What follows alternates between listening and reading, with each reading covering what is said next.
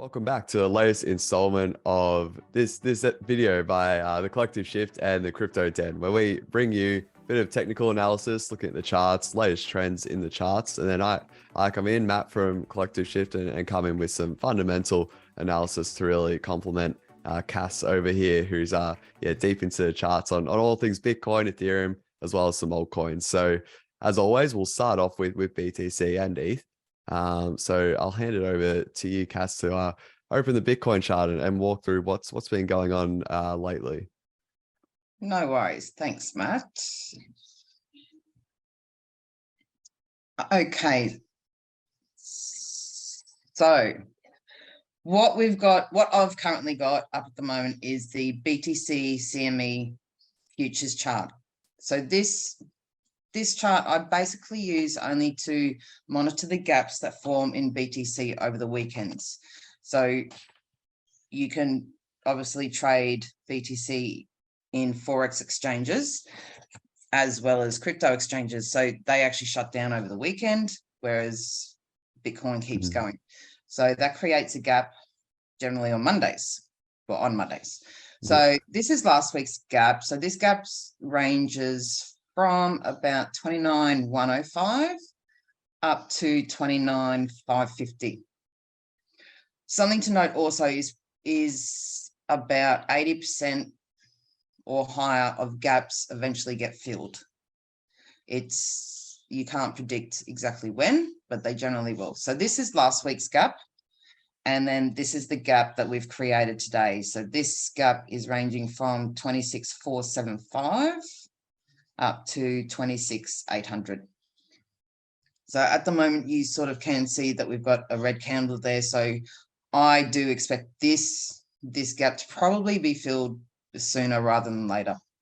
So it's just something I wanted to point out, and something that I have a look at every week, generally on a Monday. Yeah, no, it really highlights the difference there between the traditional markets and crypto, which is 24/7. I'll just quickly touch on, I think we talked about Bitcoin fees last week's episode, which had hit multi-year highs. I think the highest in about like four or 5 years or so, where it was costing people $10 to $30 just to send some Bitcoin, which normally it's down towards $1 to $3 on average. And I think since we've talked, it has really, like, I guess, corrected. But just looking at my charts here, it is still at the highest levels. If you did maybe like a 7-day average or something like that, it would still be around the highest levels since actually when those highs were in the middle of sort of 2021. So just notable there, but always, again, that change. Probably the bigger picture here is changing narrative. A lot of new use cases on Bitcoin that have come seemingly out of the blue, and all of a sudden it's created this conversation about it's almost complicating or bringing more use cases to Bitcoin, which arguably makes it a bit more complicated to understand, or maybe detracts from other people's wanting to use Bitcoin for maybe sending money or paying for things. That makes it a bit harder when you do get fees really driving up. So just wanted to note that, but we'll continue to sort of monitor that as the weeks go by. Sounds good. So the BTC OKX chart, we've had a nice drop off. So what's today? The 15th. We did our last scan on Thursday, which was what date? The 11th. 11th. Yeah. So we would have made this big wick down. And something I also note with when we have a big wick down, we usually come and close those wicks up. So like you can see here, we've had a big wick and then we've come and closed it here. We've had the big wick last Thursday and then we've come and closed it. We've got another wick down here, which I anticipate BTC will sort of square it up, is probably a better word for it. So we'll come and put some candles down here. that sort of still coincides with my target. My target is still short-term with taking our time getting there, but this 25K area, which is a good fibs level. But then that gap that we were talking about is down here in that 20 to 21 range. So I do anticipate a move down there too. But at the moment, got a little bear flag or a little channel happening on the 4-hour just here. So that may break now, or we might have another push up, and then I expect us to continue down at least to fill this wick, and then we'll go from there. But that's Bitcoin for me at the moment. Yeah, nice. Thanks for that, Cass. I think one thing I did just quickly want to mention as well for Bitcoin, which was really caught my eye over the weekend, was I saw this article in relation to Tether. So Tether is one of the biggest crypto companies in the world at these stages. So they're behind the Tether stablecoin, which a lot of people use just to put when they're trading, they might put, if they're not their reserves, they might put that just in stable coins, just so it's quicker to get, money onto exchanges and whatnot. And, they make money, these stablecoin issuers like Tether, and Circle is another one behind sort of USDC.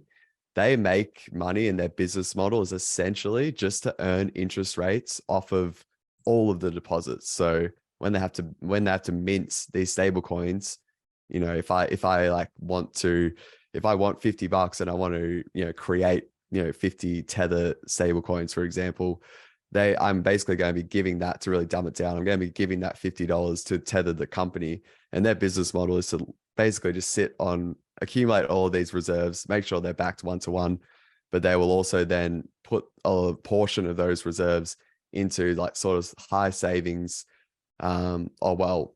safe instruments that in this environment, crucially, is actually generating some pretty high interest rates. So treasuries, are a very good example there, where the rates haven't been that great in recent years, but now they're actually able, Tether, the company, is able to earn significant revenue just off of these interest payments. And why I'm saying all this anyway is that they actually recorded 1.5 billion in profits just in Q1 of this year. And importantly for us, it is probably, as I said, probably it could be the biggest crypto company now.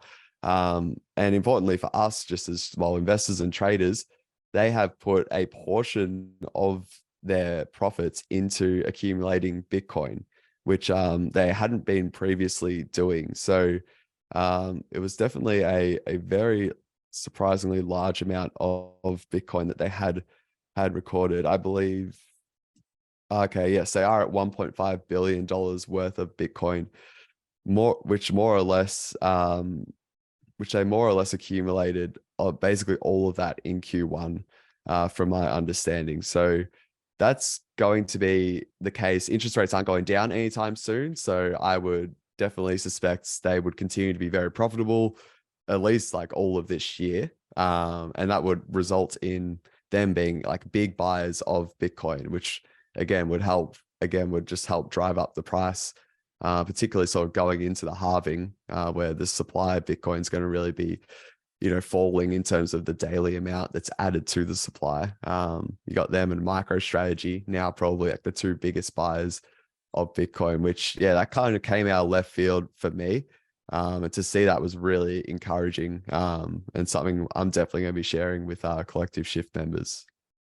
Yeah, MicroStrategy have been accumulating for a while now, haven't they? Yeah, they sure have. I think they own over 100,000 Bitcoin, which is just mind-boggling. But I think they'll not showing any signs of slowing down their accumulation. No, definitely not. He's a big believer in Bitcoin. Yeah, he sure is. He sure is. So ETH at the moment, I'll just go back to the daily. So I have this trend line, which is valid because we've got 1, 2, 3, 4 touches on it. I've done fibs from this local bottom to the local high and looking for a move or a hit off this trend line. Well, we'll see what happens when we get here.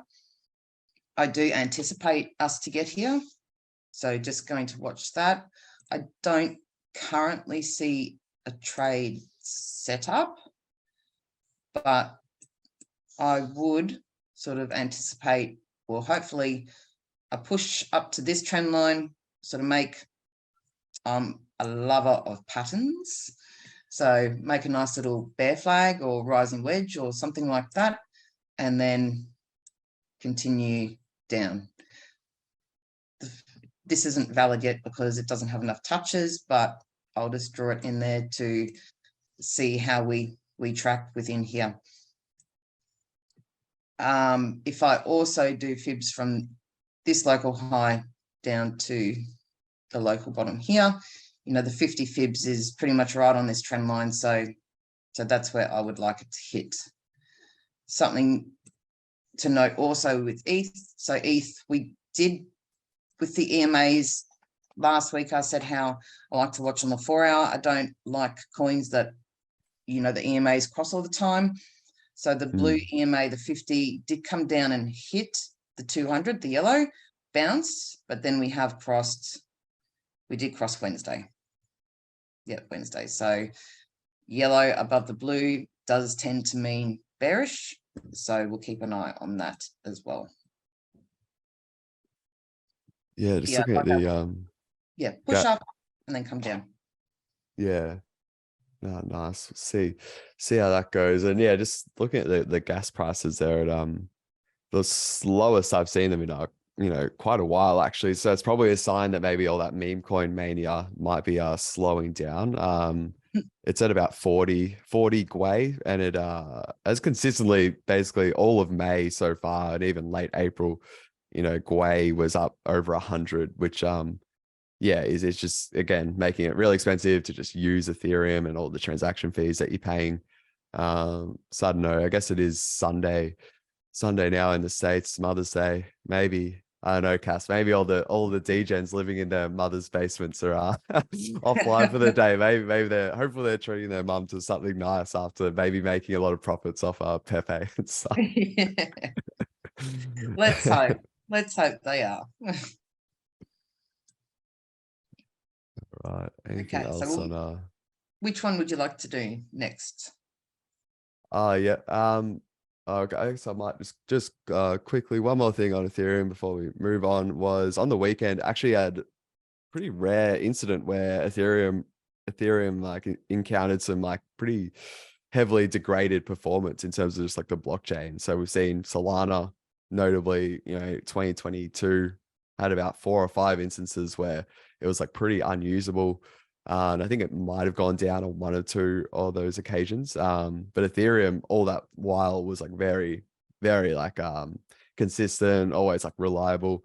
And yeah, there was a bit of a case on the weekend where it did have a couple of hiccups. They were quickly sort of resolved, but I think when it is on Ethereum, it is a bit more concerning given how much, like, I guess, bigger all the value of the whole blockchain is. So they are still going to be doing a post-mortem sort of, I guess, review of what happened, explaining why it happened. But I guess, these things happen. It is a reminder. We probably don't say it enough that, blockchain technology is still pretty experimental in the sense that we haven't consistently hit a stage where it's like completely reliable and cheap to use in a way that's decentralized. Like that hasn't, it's important to state that hasn't actually happened yet. No one's ever achieved that. So these sort of hiccups will continue to occur.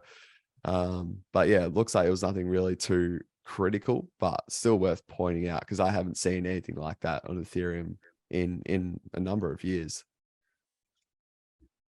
Yeah, that's interesting. It will be interesting to find out what, when they deep dive, what happened. Exactly. And if something did a bit more like, I guess, if that same thing happened and it went for maybe Yeah, I think the first one, it only went for maybe like 20, 30 minutes. And I think the next one maybe went for like an hour or something. If there was one that went for, say, half a day or even, you know, up towards a day, you could actually see like I would expect, I wouldn't be surprised if there was a response in the charts. Because then you would probably get some headlines coming out and like a lot of sort Yeah, of just like, it's like fear mongering, like rightly or wrongly.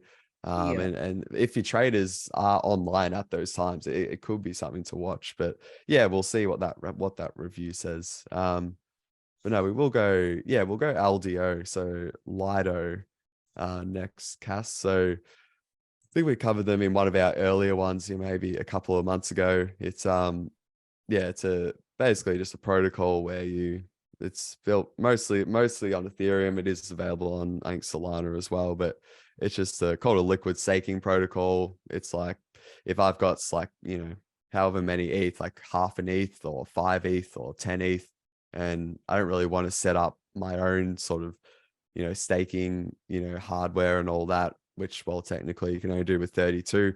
This is something where it's sort of accessible. Lido is an option for me to sort of earn some interest or earn some rewards, some staking rewards on top of my ETH, rather than just like passively holding it and not really getting any extra rewards. So I could, yeah, talk about it a bit longer, but that's really just the simple version of it. But yeah, what have we got here on the charts, Cass? So this chart actually looks good. You know, this is the daily. We've got our trend line. That's valid. We've got our 3 touches. So that's valid. That's in an upward momentum.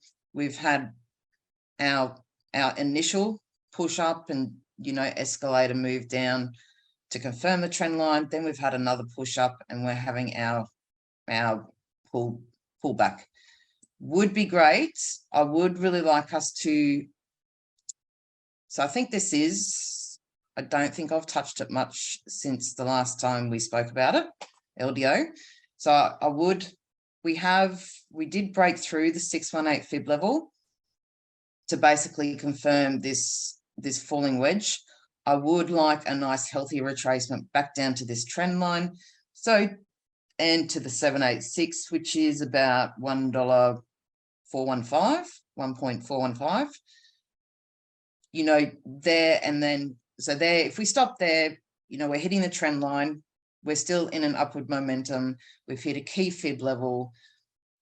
The wedge will be playing out, or more confirmed, most probably. So I do want us to come down to that area. I'm just going to keep monitoring it until we get there. And then once we get there, if, you know, we get some bullish candlestick structure or a bullish divergence, that would really be awesome. Yeah, nice. I think on the fundamentals side, I think, yeah, one of the reasons why I put it in this week's episode is Lido V2. So I think I talked about that, you know, when we did cover it last time, but that is currently being voted on, and I think it looks like it's about to be approved. And once it's approved, it'll automatically sort of kick off upgrading the protocol. So it'll go to Lido version 2. So that like should happen, you know, probably like it probably will be today. So May 15th or maybe even May 16th. And then after that, you'll get the ST ETH holders will be able to, you know, at long last be able to withdraw from Lido at a ratio of 1-to-1. Which, yeah, you could do that with Ethereum and whatnot. Like last month, Lido's been a bit slower to sort of get this upgrade, just with audits and whatnot being, you know, a bit of a delay. So that's going live, yeah, probably today or tomorrow, which yeah, is exciting for that project. And, you know, you may see then more people, I guess, confident to be able to, you know, want to use Lido now that you've got that risk out of the way, assuming everything goes fine with the V2 upgrade. So, you know, even, yeah, I noticed, I think a few days ago, one of the biggest sort of DAOs in the space really, which is Aave. That's like a really big DeFi project. You know, they've got about $100 million worth of tokens like sitting in their treasury in probably USDC, ETH, probably different sort of like tokens. And they're now actually have a proposal for their Aave DAO to put a portion of that into a portion of their ETH into Lido. So basically, again, that back to that same idea of, well, if ETH's just sitting there, it's almost, it's a waste in a sense. Yes, there's some risk with staking, but the returns are pretty good. And now they're considering putting some into Lido after this V2 goes live, which, being one of the larger DAOs in the space, that could, like, from a fundamental standpoint, really, like, I guess, trigger or be like sort of a leader, and you might get a lot of, follow, or it might trigger a lot of other DAOs to sort of think of the same things in terms of how they're managing their treasury. So, that was an exciting sort of fundamentals, bit of news or update that I saw, last week. Whether it's big enough to drive the price immediately, probably doubtful, but it would be if that goes through, that DAO vote, that would be very encouraging, just probably more like in the next few months, like to really have a nice like bit of demand for, the LDO token.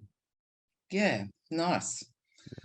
Well, hopefully we come down to this area soon. Yeah, and then it happens. Yeah. And then it goes. Yeah. Yeah. All right. And next. So yeah, this one that hasn't been around like on the market for that long. I think we looked at it another time. And yeah, again, probably echoing what I've said, I just fundamentals level, continue to be very impressed with how many users and volume and activity Arbitrum's retained. We talked about, after the airdrops come out, you typically see a lot of people just pack up and abandon the project, or a decent amount of people, and then they move on to the next sort of project to go farm their airdrop. Like, very, very encouragingly, this has not happened with Arbitrum, which is sort of a testament to sort of how hard the team has worked in building up an ecosystem of apps that you can actually use on Arbitrum, and like a good selection where there's enough utility or enough value people are getting from enjoying the cheaper fees on Arbitrum, where they're like, okay, I'm happy to just keep using Arbitrum. I don't really care about farming the next airdrop on this sort of, chain or blockchain where there isn't really that much going on. So yeah, I've been very encouraged by what I've been seeing, and yeah, I'm currently considering it for like maybe a longer term sort of, investment for myself. I don't currently hold any, but yeah, they're definitely, trending in the right direction. Yeah, so we do need to basically hold above this level. I wouldn't sorry, roughly between, well, the only thing I don't like is this big wick down here. It has half been filled, but I probably, it may not come back and fill it all up. So this range is between 1.0322 and 1.0583. I have started a trend line there. It's not valid because it's only got the 2 touches at the moment. I am on the 1 hour chart just to give us a bit more data. And we do just seem to be trading within this triangle at the moment. But there is also a nice big wick up here. So a push up to about $1.30 will be expected eventually as well. And then when the coin first hit the exchange, when was that? 26th of April, there is a big wick right up to $1.75. So, but at the moment, we're just trading within this triangle, having a little bit of a dump now. Will be interesting to see if we come in and confirm this trend line. So roughly about 1.1. And if I just put some fibs from this move, the local bottom to the local top. Yeah, the 618 would hit the trend line nicely, and that's about 1.11. So it'll be interesting to see what happens when we come down to this area.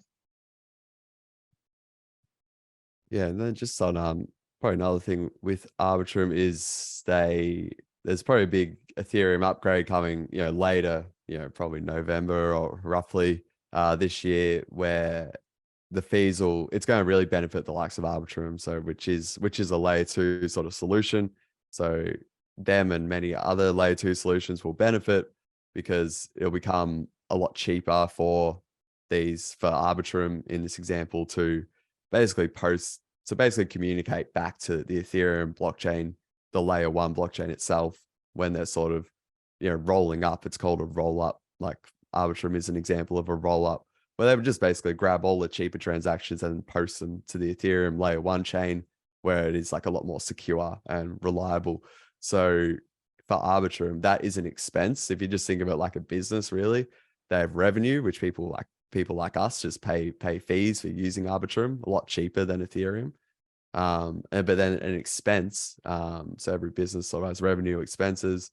An expense for Arbitrum currently is actually making that transaction back to the Ethereum layer 1 blockchain. Like they are the ones that are like rolling it all up and basically talking back to the Ethereum layer 1 chain to really try and dumb it down. And that expense is predicted to go down by, up like it should, by estimates, go around 99% reduction in that expense, which fundamentally is like extremely like enticing for me, like from an investment standpoint.